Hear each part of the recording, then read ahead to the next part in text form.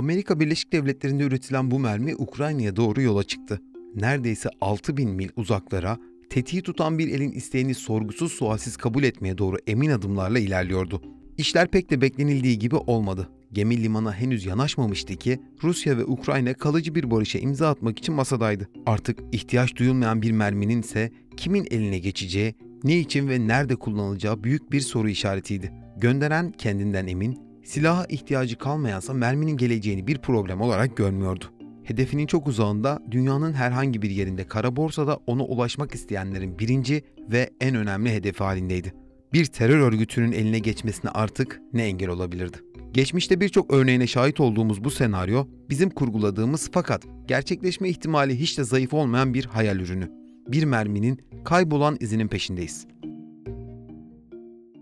İçeriye geçmeden yalnızca birkaç saniyenizi alacağız. GZT olarak yaptığımız işi önemsiyoruz ve çok çalışıyoruz. Amacımız da GZT YouTube kanalını 1 milyon aboneye ulaştırmak. Bu da sadece sizin katkılarınızla mümkün. Abone ol butonuna tıklayarak 1 milyon yolculuğumuzda Bize destek olabilirsiniz. Bir kişiden ne olur demeyin. bizim için çok önemli. Şimdiden teşekkür ediyor ve hemen içeriye dönüyoruz. Başlayalım.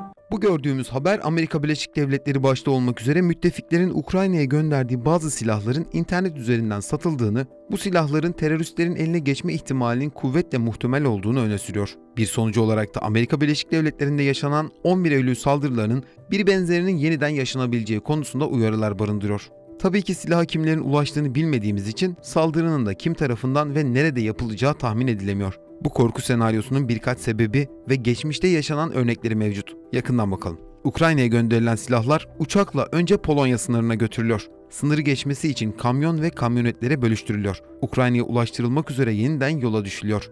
Korkulanın da tam bu noktada yaşandığı düşünülüyor. Bir kısım silahın kime ve nereye gittiği tam olarak bilinmiyor. Yasa dışı birçok paylaşımın yapıldığı Dark Web'de Ukrayna'da ele geçirilen birçok silah ilanı görmek mümkün. Tabii bu ilanların gerçekten var olup olmadığı gizemini koruyor.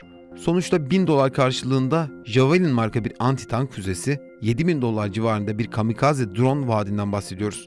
İnternet sitesinin daha önce faaliyetlerine baktığımızda böyle bir durum mümkün değil diyemiyoruz. Yasa dışı bu satışların bu şekilde bir talebinin olup olmadığı da iddiadan öteye geçemiyor. Özellikle terör örgütlerinin bu silahlara olan ilgisinin oldukça fazla olması, platforma girişin özel araçlar ve belli referanslarla gerçekleşmesi iddiaları kuvvetlendiriyor. Satışın gerçekleşmesi için gerekli ödemenin kripto para birimleriyle yapıldığı ve elden teslim edilmesi şartı bulunuyor. Almanya ile ilgili daha önce medyada yer alan bazı iddialar vardı. Ülkenin DAEŞ'la mücadele amacıyla Irak Kürdistan bölgesel yönetimine gönderdiği silahların Erbil ve Süleymaniye'deki bu kara borsada satıldığı öne sürülmüştü. Kanıt olarak da silahların üzerindeki üretici firmanın adı ve seri numaraları gösterildi. Ayrıca üzerinde sadece Alman ordusuna ait silahlarda yer alan BV kısaltması yazıyordu. 2016'da Erbil'deki silah pazarında G3 piyade tüfeğinin $1800, P1 tipi tabancanın $1200 satıldığı öne sürüldü. Binlerce tüfek, roket atar, el bombası ve merminin hangi taburlara teslim edildiği ise bilinmiyordu. Bunun üzerine yapılan sevkiyat askıya alındı, gönderilen silahların kaçının el değiştirdiği, nerede ve kimin elinde olduysa hala gizemini koruyor. Günümüze dönelim. Konuya ilişkin belki en önemli açıklama Uluslararası Kriminal Polis Teşkilatı'ndan geldi. Interpol, Ukrayna'ya gönderilen silahların büyük kısmının savaş sonrasında kara borsaya düşerek terör örgütlerinin eline geçebileceğini açıkladı. Silah sirkülasyonunun çok yoğun olduğunun altı çizilirken, Avrupa içi ve dışında kaçak silahların hızla yaygınlaşacağına işaret edildi. Organize suç örgütlerinin her geçen gün daha da güçlendiğini söyleyen Interpol Genel Sekreteri Jürgen Stock, Ukrayna'daki ortamdan yararlanmak isteyeceklerini ve suç örgütlerinin şimdiden buna odaklandığını iddia ediyor. Geçmişte yaşanan örneklere baktığımızda çok da haksız görünmüyor. Interpol'ün ayrıca silahlarla ilgili bilgilerin paylaşıldığı bir veri tabanı var. Özellikle Ukrayna'ya silah yardımı yapan ülkelerin bu veri tabanını aktif olarak kullanması, takip sisteminin sağlıklı çalışması için çok önemli. Aksi halde gönderilen silahların kıtalar arasında dolaşıma girmesi içten bile değil. Amerika Birleşik Devletleri son olarak Ukrayna'ya $1 milyar yeni askeri yardım paketi yapacağını duyurdu. Ayrıca bu Pentagon'un Kiev'e yaptığı en büyük askeri yardım paketi olarak kayıtlara geçti. Çeşitli roketler ve güdümlü füzelerin yer aldığı yeni silahlar Pentagon'un mevcut stoklarından Ukrayna'ya gönderilecek. Amerika Birleşik Devletleri bugüne kadar Ukrayna'ya yaklaşık $9 milyar değerinde askeri ve ekonomik yardım yapmıştı. Başta ABD olmak üzere birçok batılı devletin gönderdiği askeri ekipmanların arasında tabanca, tüfek, füze ve mühimmatlar bulunuyor.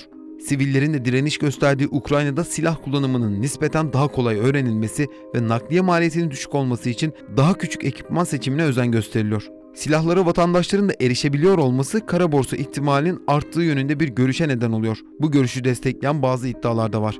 ABD yapımı Javelin tank savar füzesinin Suriye'de satıldığı iddia edilmişti. Uzmanlarsa böyle bir şeyin mümkün olduğu konusunda neredeyse hemfikir. Yani bir silah cepheye ulaştıktan sonra takibinin yapılması neredeyse imkansız hale geliyor ve izi kayboluyor.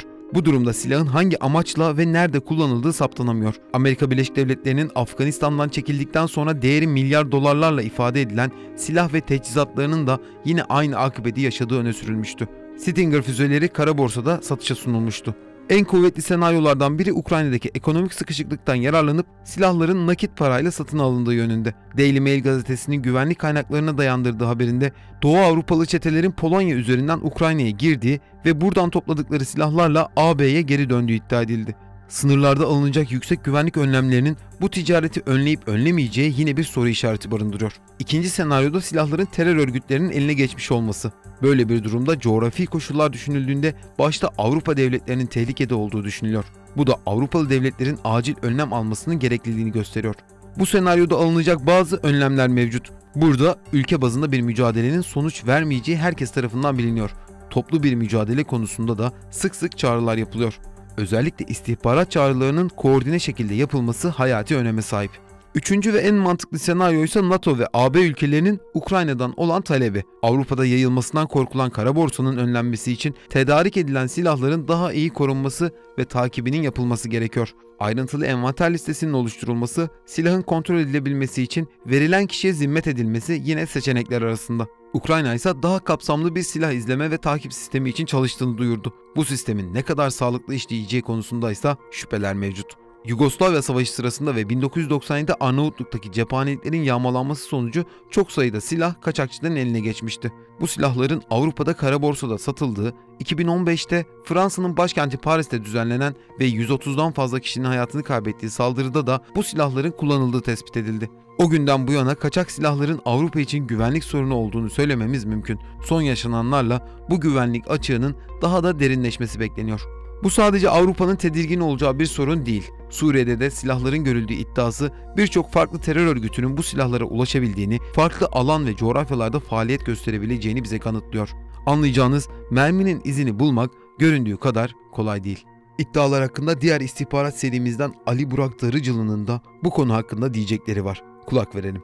1979 yılında Sovyetler Birliği'nin yani Sovyet Rusya'nın Afganistan'ı işgali sırasında Amerika Birleşik Devletleri'nin mücahitlere yaptığı yardımların özellikle omuzdan atılan Stinger füzelerinin sivil uçaklara karşı kullanılması ihtimalinin ortaya çıkmasıyla Amerika Birleşik Devletleri'nin Afganistan'daki bu tür silahları tekrar parasını vererek topladığına dair çok ciddi bilgilere sahibiz. İşte bu noktadan hareketle aynı şeylerin Ukrayna'da olma ihtimali de çok yüksek. Yani Ukrayna'ya kontrolsüz bir şekilde silah yardımı, bir çatışma ortamında bu silahların istenmeyen örgütlerin, kişilerin, grupların ya da terör örgütlerinin ya da başka herhangi bir kötü niyeti olan grupların eline geçmesi ihtimali çok ciddi bir durum. Bu konuda da tedbirlerin alınması gerekli. Tabii şu anda bu konu pek gündeme getirilmiyor ama ileride bu konunun ciddi şekilde tartışılacağı ve bir çözüme kavuşturulmaya çalışılacağı bir realitedir. 10 tane füzeyle Heathrow Havalimanı'nda ya da Kennedy Havalimanı'nda New York'ta bir 10 tane sivil uçağın aynı anda düşürülmesi bir mini 11 Eylül saldırısı etkisi yaratacaktır. Bu ihtimal hiç de akıl dışı değildir. Amerika Birleşik Devletleri'nde üretilen bu mermi Ukrayna'ya doğru yola çıktı. Neredeyse 6000 mil uzaklara tetiği tutan